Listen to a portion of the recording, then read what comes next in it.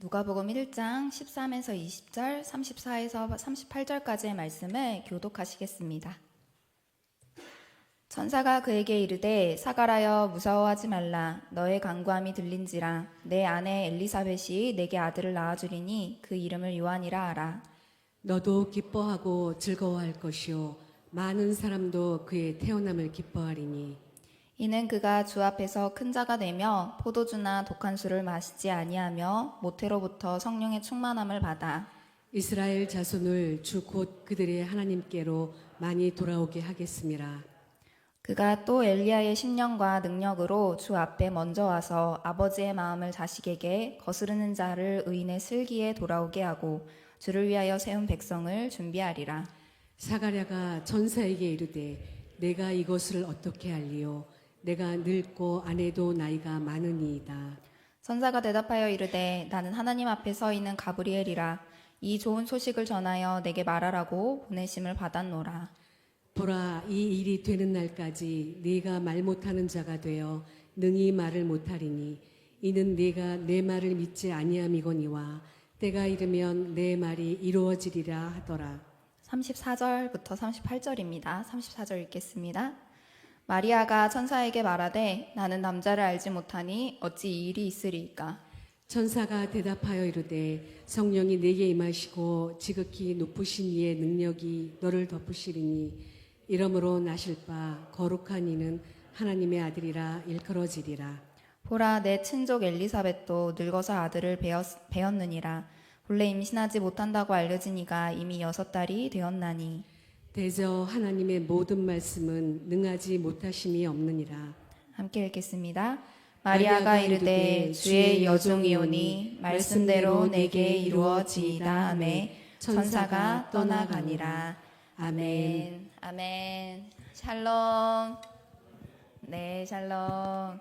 사랑하는 우리 모든 서울수정교회 성도님들, 오늘 수요예배 오신 모든 분들을 사랑하고 축복합니다.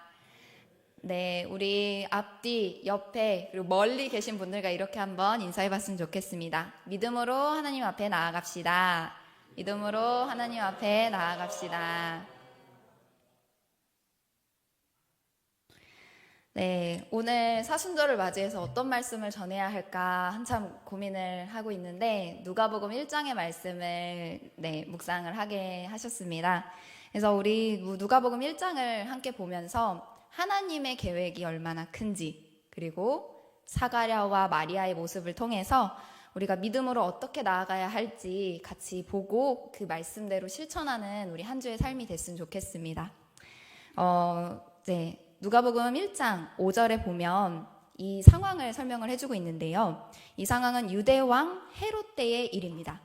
이때 아비야 반열이라는 어떤 반열에 제사장 한 사람이 있었다고 합니다. 근데 이 사람의 제사장의 이름은 사가랴, 그리고 그 아내의 이름은 엘리사벳이었습니다. 이 아내인 엘리사벳도 아론 계열의 명문가 출신입니다. 그리고 이 제사장도 아론 계열의 제사장이죠. 자, 그런데 이 두 부부가 하나님 앞에 의인이었다고 이야기를 합니다. 의인이라는 건 하나님께서 말씀하신 모든 계명, 규례, 하나님이 말씀하신 모든 것들을 흠잡을 데 없이 잘 지키는 사람이었다고 합니다. 진짜 멋진 부부이죠. 우리 교회에도 이런 부부분들이 많으신데 참 멋진 부부입니다. 근데 둘 사이에 문제가 있었는데 문제는 바로 아내인 엘리사벳이 아내를 갖지 못하는 것이었습니다. 이미 나이가 많아 둘이 아이를 가지기 어려운 상황입니다. 그러나 이전부터 성경은 엘리사벳이 아이를 가질 수 없는 사람이라고 먼저 이야기를 합니다. 이걸 다른 말로 하면 자궁이 메마른 사람이라고 성경은 표현을 합니다. 즉 아이를 잉태할 수 없는 사람이었던 것이죠. 그리고 둘 사이에 오랜 시간이 이미 지나버렸고 자식도 없고 나이도 너무 많이 들었습니다. 그런데 그 둘은 여전히 일상을 살아갑니다. 그리고 사가랴는 제사장으로서 자기 조의 차례가 되었습니다. 그래서 하나님 앞에 제사장 직분을 담당하게 되었는데 당시에 제사장들이 많았겠죠. 그 많은 제사장들을 24개의 조로 나눴다고 합니다. 그래서 수많은 제사장들을 24개의 조로 반열로 나누어서 한 조, 한 반열당 1년에 2번씩 일주일에 1년에 2번씩 일주일씩 하나님의 성전에 나아가서 제사장 직무를 수행하게 했다고 합니다. 자, 이 사가랴조가 담당한 때가 됐습니다. 그래서 사가랴도 그 팀, 그 조에 들어가서 이제 역할을 분담하기 위해서 이 조원들이 제비뽑기를 했나 봐요. 성경에 제비뽑기를 했다고 합니다. 너는 어떤 역할을 해야 되고 쟤는 어떤 역할을 해야 되고 요거를 뽑기 위해 제비뽑기를 탁 뽑았는데 이 사가랴가 하나님의 성소에 들어가는 그 역할을 맡습니다. 성소에 들어가서 하나님 앞에서 분향을 하는, 향을 올려드리는 역할을 맡은 겁니다. 자, 이 분향을 하는 역할이 어떤 역할이냐? 일생일대에 딱 한 번 올까 말까 한 역할입니다. 자, 오늘 우리 대표기도 해주셨죠, 우리 권사님. 우리 성도님들 대표기도 혹시 해보신 적 있으신가요? 네. 뭐 수요, 주일, 아니면 각자 모임, 뭐 셀 모임 이런 데서 돌아가시면서 대표기도 다들 하시죠. 자, 대표기도 맡으셨을 때 대부분 많이 얘기하시는 걸 부담된다, 떨린다, 잠을 못 잔다, 막 그 묵직함이 일주일 전부터 있다라고 이야기를 하십니다. 자, 하나님 앞에 대표기도를 하러 나오는 이 자리, 그리고 우리 성도님들 앞에 대표로서 나오는 이 자리도 굉장히 떨리는 자리입니다. 저도 설교하기 한 일주일 전부터 벌써 마음속에 묵직함이 있거든요. 근데 여러분들 다 그러지 않습니까? 근데 사가랴는 성소에 이스라엘의 한 나라의 대표로 들어갑니다. 그리고 제사장의 대표로 하나님 앞에 향을 올리러 분향을 하러 혼자 들어가는 일을 맡습니다. 되게 영광스러운 시간이죠. 그래서 사가랴가 분향을 하는 동안 온 백성은 밖에서 다 기도를 하고 있었습니다. 그런데 그때 사가랴의 앞에 여호와의 천사가 나타납니다. 그리고 분향을 하던 그 제단 오른쪽에 천사가 서 있는데 사가랴가 누가 있다는 사실에 한번 놀라고 그게 천사라는 사실에 두 번 놀라게 되죠. 그리고 나서 천사를 보고 두려움에 사로잡힙니다. 자, 이제 그 천사가 사가랴에게 말을 하기 시작하는데 어떤 말을 했을지 우리 같이 한번 누가복음 1장 13절 읽어보겠습니다. 천사가 그에게 이르되 사가랴여 무서워하지 말라 너의 간구함이 들린지라. 네, 천사가 사가랴에게 뭐라고 이야기하냐면 사가랴야 무서워하지 말라 너의 간구함이 들린지라. 사가랴야 무서워하지 마. 너가 간구한 게 하나님이 들으셨어 라고 천사가 이야기를 해준 겁니다. 자, 이 간구, 우리가 간절한 기도, 간절히 구하는 걸로 모두들 알고 계시죠. 근데 요거의 원래 단어는 데시스라는 단어인데 요 어원이 어디냐? 바로 부족함입니다. 사가랴가 간절히 구했습니다. 근데 그 간절히 구한 게 뭐냐? 부족한 것. 나에게 부족한 것을 사가랴가 간절히 구한 것입니다. 자, 그래서 이걸 다른 말로 바꾸면 하나님은 사가랴의 부족함을 들으셨습니다. 하나님은 사가랴가 자기에게 부족한 게 있어서 하나님께 아뢰었던 그것을 들으셨습니다. 하나님, 저 자식이 없습니다. 하나님, 자식을 낳을 수도 없습니다. 하나님, 저희가 이게 부족합니다. 하나님, 이것도 없습니다. 우리 이런 기도 많이 드리죠. 하나님, 이게 필요합니다. 하나님 간절히 구합니다.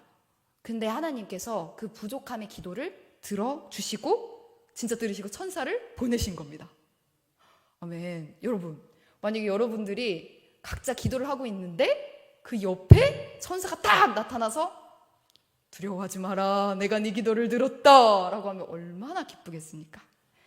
자, 만약 여러분들이 사가랴였다면 아이를 낳지 못하는 그 부족함에 어떤 기도를 드렸을까요?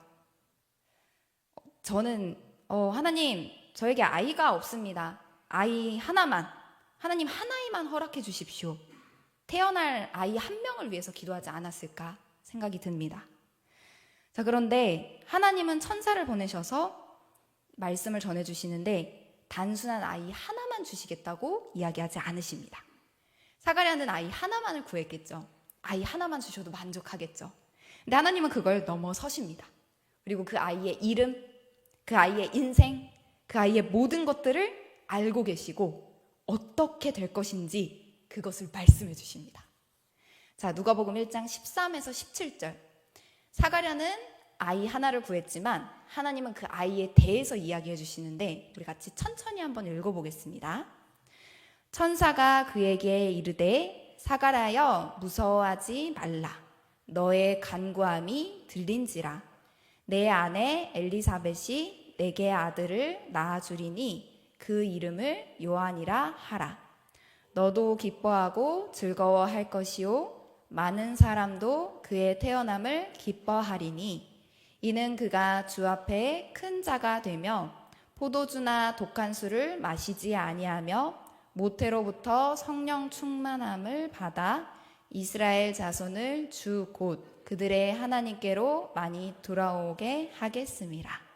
그가 또 엘리야의 심령과 능력으로 주 앞에 먼저 와서 아버지의 마음을 자식에게 거스르는 자를 의인의 슬기에 돌아오게 하고 주를 위하여 세운 백성을 준비하리라. 아멘. 천사를 통해서 하나님의 계획이 전해졌습니다. 자, 일단 뭐가 정해졌냐? 아이를 낳지 못하는 사가랴의 부부에게 아이가 올 건데 그 아이의 이름 요한이다 라는 걸 먼저 알려주십니다. 그러고 나서 그 아이가 태어나서 사가랴에게 기쁨이 될 거고 사가랴뿐만 아니라 하나님께 큰 인물이 될 것인데 이 아이가 포도주와 독주를 입에 대지도 않고 어디서부터 성령 충만하냐면 뼛속을 넘어서 뱃속부터 성령 충만한 사람이라고 합니다. 그리고 또 많은 사람을 하나님께 돌아오게 할 것, 많은 이스라엘 사람들을 하나님께로 돌아오게 할 사람이라고 이야기하십니다. 심지어는 이 요한이라는 아직 태어나지도 않은 아이, 있지도 않은 아이가 엘리야의 심령, 엘리야의 영을 가진 아이다, 엘리야의 능력, 엘리야의 힘을 가진 아이다 라고까지 이야기해 주십니다. 부모의 마음을 자녀에게 돌아오게 할 수 있고 거역한 자들이 의인의 길, 올바른 길로 갈 수 있게 지혜의 길로 돌아서게 하는 힘과 능력이 있는 사람. 그래서 그 사람이 뭘 할 거냐? 주님이 오실 길을 준비할 사람이다. 사가랴는 자기에게 부족한 아이 하나를 구했습니다. 근데 하나님은 그 아이 하나만을 이야기하신 게 아니라 뒤에 있는 수많은 계획을 가지고 계십니다. 그것도 하나님의 구원 역사에서 아주 중요한 역할로요. 자, 이렇게 하나님은 계획을 가지시고 직접 천사를 보내주셔서 말씀을 해주시는데, 자, 만약에 사람이 이 사실을 믿지 않는다면 어떻게 될까요? 하나님은 계획하십니다. 약속도 주십니다. 말씀까지 해주십니다. 그런데 그것을 받을 사람이 믿지를 않는다. 그럼 어떻게 될까요? 사가랴는 이렇게 부족함을 채워주신다는 천사를 통해 하나님의 계획을 들은 뒤에도 여전히 자신의 부족함만 말합니다. 누가복음 1장 18절, 17절까지 방금 저희가 읽었죠. 그 다음에 18절에 사가랴가 한 말입니다. 사가랴가 천사에게 이르되 내가 이것을 어떻게 알리요? 내가 늙고 아내도 나이가 많으니이다. 나는 늙은 사람입니다. 내 아내도 나이가 많습니다. 이 약간 우리 모습 같지 않을까 저는 생각이 좀 들었습니다. 하나님, 부족한 걸 하나님께 구합니다. 하나님, 저 이게 없습니다. 하나님, 저 이게 부족합니다. 하나님, 이것 좀 채워주십시오. 자, 그런데 하나님이 그걸 채우겠다. 내가 그 부족함을 통해서 이렇게 역사하겠다 라고 약속해 주시는데 하나님, 저는 여전히 이게 부족합니다. 하나님, 저는 여전히 이게 안 됩니다 라고 믿음으로 받지 못하는 모습, 그리고 여전히 부족한 걸 그대로 하나님한테 말씀드리는 모습. 하나님께 부족한 구해서 하나님이 십자가의 은혜 허락하셨습니다. 하나님께 부족한 것 구해서 하나님이 매일에 먹을 것 허락하셨습니다. 하나님께 부족한 것 구해서 건강의 문제 약속해 주셨습니다. 하나님께 부족한 것 구해서 하나님께서 해결하셨습니다. 그런데 우리에게 그것들을 통해 그 부족함을 넘어서 하나님의 구원의 역사, 그 구원의 역사의 귀한 계획을 우리를 통해 가지고 있다고 이야기하시는데 우리는 그걸 믿지 않는 모습이 너무나 많습니다. 왜? 우리의 부족한 게 여전히 내가 부족해서. 그런데 천사 가브리엘은 사가랴한테 이렇게 말합니다. 이 새 번역이 참 이걸 잘 번역했더라고요. 함께 읽어보겠습니다. 누가복음 1장 20절 새 번역입니다. 보아라, 그 때가 되면 다 이루어질 내 말을 내가 믿지 않았으므로 이 일이 이루어지는 날까지 너는 벙어리가 되어서 말을 못하게 될 것이다. 네, 20절 한번 틀어주세요. 보아라, 그때가 되면 다 이루어질 내 말을. 하나님의 계획은 그때가 되면 다 이루어진다고 이야기합니다. 그때가 되면 다 이루어질 건데 그것을 믿지 않은 거예요. 네가 믿지 않으므로 어떻게 하냐? 천사 가브리엘에게도 그 똑같이 부족합니다. 똑같이 불평하는 그 입을, 차라리 입을 막아서 벙어리로 그 시간을 보내는 게 차라리 낫겠다. 그래서 입을 막아버렸나 봅니다. 그래서 사가랴는 아이를 임신하고 아이가 태어나서 이름을 이 말씀대로 요한으로 지을 때까지 입이 벙어리가 되어버립니다. 왜? 하나님께서 다 주셔서 약속도 다 주시고 때가 되면 이루게 해준다고 하셨는데 부족함을 계속 뱉어내서 차라리 부족함을 뱉어내는 것보단 말을 하지 않는 벙어리가 더 나았나 봅니다. 사랑하는 성도님들, 혹시 저도 그렇고 우리 성도님들 중에 부족함을 가지고 기도하시는 분들 있으신가요? 네, 저희 다 부족하기 때문에 하나님께 부족함을 가지고 기도를 하죠. 하나님께 간절히 다들 구하시는 줄 압니다. 사실 잘 모르겠지만 하나님은 아실 겁니다. 그리고 하나님께서 성도님들의 그 부족함의 기도를 간구를 들으시기를 소망합니다. 그리고 우리의 부족함이 채워지는 걸 넘어서 그 부족함을 통해 하나님의 계획이, 특히 구원의 계획이 이루어지길 간절히 소망합니다. 그런데 하나님이 다 주셨는데 믿지 못하는 일, 하나님이 다 때가 되면 이루어질 거라고 약속하시는데 그걸 믿지 못해서 벙어리처럼 기다리는 그 일이 없기를 간절히 소망합니다. 그래서 믿음으로 받아서 벙어리 말고 찬양하면서, 하나님께서 약속해 주셨기 때문에 찬양하면서 기다리는 저와 모든 서울수정교회 모든 성도님 되길 간절히 소망합니다. 네, 그리고 누가복음 1장이 참 재밌는 사실이 있습니다. 자, 이 앞에는 사가랴 이야기가 나왔죠. 뒤에는 이제 이 마리아의 이야기를 그리는데 이게 이렇게 데칼코마니처럼 이렇게 탁 접혀서 같은 이야기를 하고 있습니다. 자, 이 엘리사벳이 진짜 임신을 해서 이제 6개월 차가 됐습니다. 임신을 하지 못하는 여인이 임신을 해서 6개월이 된 겁니다. 정말 대단하죠. 근데 그 6개월 차가 됐을 때 참 재미난 게 하나님이 다시 한번 이 천사 가브리엘을 파송시킵니다. 이번에 어디로 가냐? 이제 갈릴리 지방에 있는 나사렛이란 동네로 이 천사 가브리엘을 하나님이 보내시는데 이 나사렛 동네에 누가 사냐면 다윗의 자손인 요셉이라는 한 청년이 삽니다. 우리 청년부에도 멋진 청년들이 많은데 이 요셉도 그런 청년입니다. 자, 이 남자 청년이 하나 있었는데 그와 약혼한 처녀 마리아가 있었다고 합니다. 자, 하나님은 이 요셉과 약혼한 마리아, 이 처녀 마리아에게 천사 가브리엘을 보내십니다. 유대 전승에 따르면 이때 당시 이스라엘 사람들은 13살, 여자아이들이 13살 때 결혼을 했다고 해요. 이게 꼭 법적으로 정해진 건 아닌데 우리도 그 사회 통념상 결혼의 정년기라고 부르는 때가 있지 않습니까? 그리고 보통 그 시기에 결혼을 많이 하는 그때가 이때 이 유대 전승에서는 보통 13살이었다고 합니다. 자, 이 13살 정도가 되었고, 그리고 이 이스라엘의 결혼은 정혼이라는 걸 먼저 하는데 서로 결혼을 약속하는 겁니다. 그래서 서로 정혼을 맺습니다. 그 다음에 맺은 후 1년 동안 이 여자 아이는 이 남자가 집을 준비할 때까지 기다립니다. 그래서 1년의 시간을 약속을 하면서 기다리는 거죠. 그리고 1년 뒤쯤에 이 신랑이 집을 준비를 하면 데리고 와서 이 신랑의 집으로 겉으로 옮기게 됩니다. 그래서 요런 이 출가하는 과정, 이 출가하기 전까지 1년의 약속의 시간이 있잖아요. 정혼을 하고 실제로 집을 합쳐서 살기 전까지의 시간. 이 출가하기 전까지의 이 시간에 성적 관계를 맺는 건 혼인의 관습을 어기는 위반으로 여겨졌습니다. 그래서 심지어는 이것을 어겼을 때는 돌로 쳐서 죽일 수 있는 위법한 상황이었죠. 자, 마리아는 이 요셉과 약혼한 뒤에 약 1년의 기다림의 시간 속에 있었던 처녀입니다. 근데 마리아에게 사가랴와 같이 하나님이 천사 가브리엘을 보내셨습니다. 그리고 마리아에게도 사가랴처럼 천사를 만나자 마리아는 두려워하였죠. 자, 이 두려워할 때 천사가 문안 인사를 또 건네는데 그 문안 인사 28절 제가 한번 읽어보겠습니다. 그에게 들어가 이르되 은혜를 받은 자여 평안할지어다. 주께서 너와 함께 하시도다 하니. 자, 이번에 마리아는 사가랴와는 조금 다른 인사를 합니다. 천사가 사가랴 때는 사가랴야 두려워하지 마라. 하나님께서 너의 간구를 들으셨다.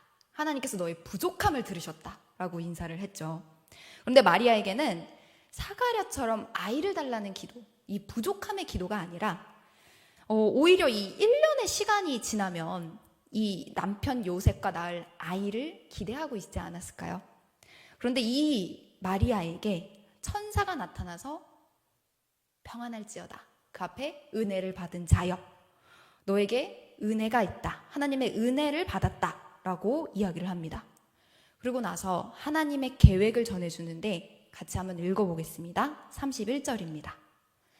보라, 내가 잉태하여 아들을 낳으리니 그 이름을 예수라 하라. 네, 마리아에게 너가 은혜를 받았다. 네, 어떤 은혜를 받았냐? 아이를 잉태할 것인데 그 이름을 예수라 하라. 아이를 잉태하는 것을 받은 것입니다. 자, 여러분, 이 아이가 요셉의 아이일까요? 이 아이가 요셉의 아이가 아닙니다. 네. 지금 마리아는 요셉과 정혼관계에 있습니다.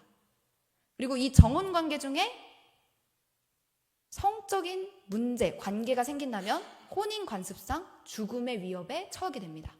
근데 하나님께서는 이 마리아에게 문안 인사를 하시며 너 은혜를 받은 자다 라고 하시고 하나님께서 마리아에게 잉태를 할 것이다 라고 이야기하십니다. 이것은 마리아에게 현실적으로 은혜가 아닌 아주 위반 사항이고 위험한 상황입니다. 그런데 하나님께서는 이 천사를 통해서 하나님의 계획을 계속 전해주세요. 마리아가 잉태해서 아들을 낳을 거고 그 이름을 예수라고 하여라. 그가 어떻게 될 거냐면 위대하게 될 거야. 그리고 더없이 높으신 가장 높으신 분의 아들이라 불릴 것이고 여호와 하나님께서는 그에게 다윗의 조상, 다윗의 왕위를 주실 거다. 그리고 그는 영원히 야곱의 집을 다스릴 거고 그 나라는 무궁할 거다. 사실 이렇게 들으면 잘 안 와닿죠. 이 말씀이 우리에게 너무 커서 와닿지가 않습니다. 하나님의 계획이 너무 커서. 근데 이 어마어마한 말들이 전해졌을 때 사실 잘 와닿지 않았을 것 같아요. 쉽게 받아들여지지가 않습니다. 그리고 마리아도 이 말씀을 듣고 이게 어떻게 가능합니까? 가능한 이유를 찾습니다. 그리고 똑같이 사가랴처럼 자신의 부족한 점을 먼저 이야기합니다. 34절 마리아가 천사에게 이야기를 하는데 나는 남자를 알지 못하는데 어떻게 이런 일이 있겠습니까? 마리아가 천사에게 말하되 나는 남자를 알지 못하니 어찌 이 일이 있으리이까? 근데 천사가 이것이 가능한 이유를 이야기해 줍니다. 어떻게 가능하냐? 성령이 임하시고 더없이 높으신 분의 능력이 그대를 감싸줄 것이다. 그래서 아이가 태어나게 될 것이다. 그리고 태어날 아기는 거룩한 분 하나님의 아들이라 불릴 것이다. 와, 여러분 이게 믿겨지시나요?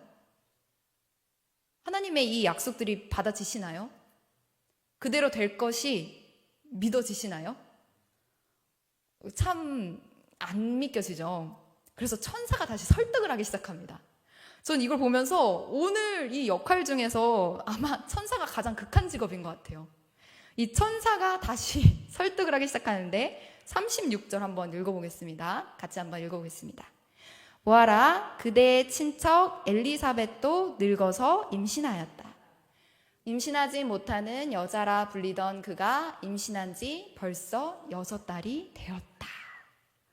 네, 임신을 하지 못하던 여자가 임신을 하게 됐다. 너 친척 엘리사벳, 그 여자 임신을 못하는 여자인데 임신을 하게 됐어 라고 설득을 합니다. 자, 이 엘리사벳의 예시를 드는 겁니다. 자, 근데 이 당시 마리아가 엘리사벳이 임신한 걸 알지 못했어요. 왜냐하면 엘리사벳이 산골 속에 숨어 있었거든요.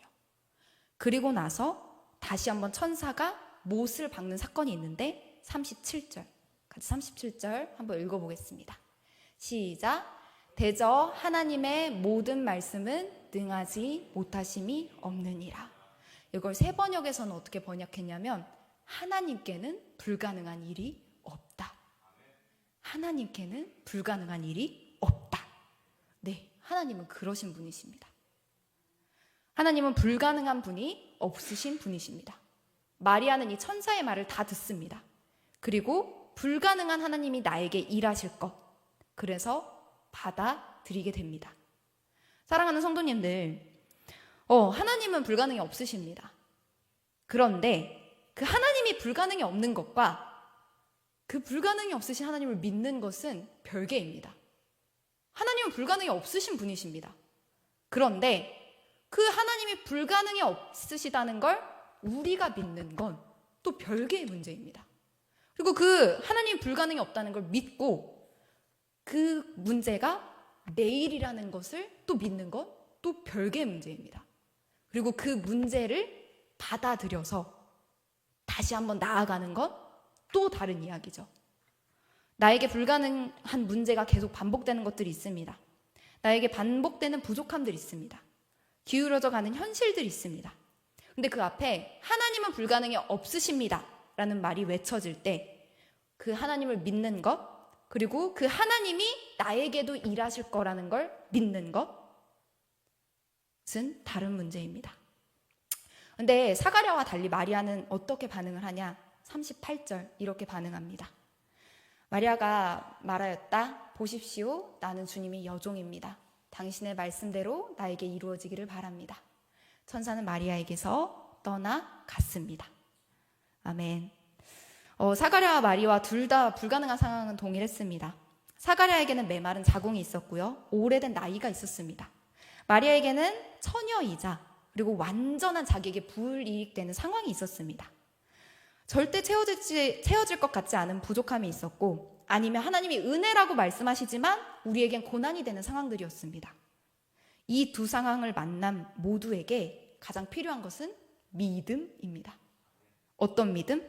바로 전능하신 하나님이라는 믿음. 그리고 계획을 가지신 하나님이라는 걸 믿는 믿음. 하나님은 불가능 없으십니다. 그리고 불가능이 없으신 하나님께서 나를 온전하게 하실 것을 믿은 믿음이 필요합니다. 그리고 하나님께서 은혜라고 하지만 분명히 고난의 길이라는 걸 알매도 그 불가능이 없으신 하나님이시기 때문에 그것을 은혜로 받는 믿음. 그리고 우리 눈에 보이는 부족함과 고난을 넘어서 더 크신 하나님께 계획이 이미 있다는 것을 믿는 것이 필요합니다. 사랑하는 성도님들, 사가랴와 마리아는 이렇게 반응했습니다. 그리고 하나님께서는 그 믿음을 따라 하나님의 계획을 따라 일들을 역사하십니다. 하나님은 여전히 여러분들을 향한 계획을 가지고 계십니다. 그리고 계획을 가지신 하나님께서 부족함을 채우시고 은혜를 주시며 고난의 길을 함께 동참하셔서 하나님을 믿는 믿음으로 구원의 역사를 써나가시길 원하십니다. 사랑하는 모든 성도님들이 이 믿음을 가지고 하나님의 구원 역사에 동참하시며 이 사순절 기간 믿음으로 걸어가시길 간절히 소망합니다. 우리 다 함께 전능하신 하나님 찬양하면서 나아갔으면 좋겠습니다.